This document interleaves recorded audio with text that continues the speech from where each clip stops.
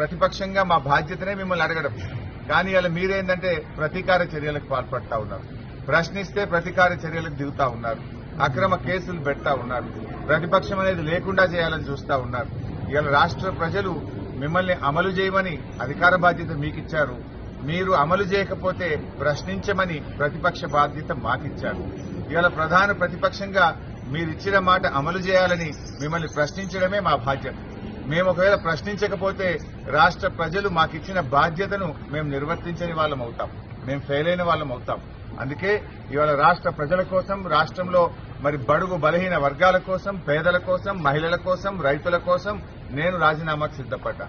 కనీసం ఈ ప్రయత్నం ద్వారానైనా ముఖ్యమంత్రి గారు ఇవన్నీ అమలు చేస్తారని ఆశిస్తున్నా, ప్రజలకు మేలు జరుగుతుందని ఆశిస్తున్నా. మరి నేను ఈ రోజు ముఖ్యమంత్రి గారిని కూడా గన్ పార్క్ దగ్గరికి వచ్చి తన నిజాయితీ రుజువు చేసుకోవాలని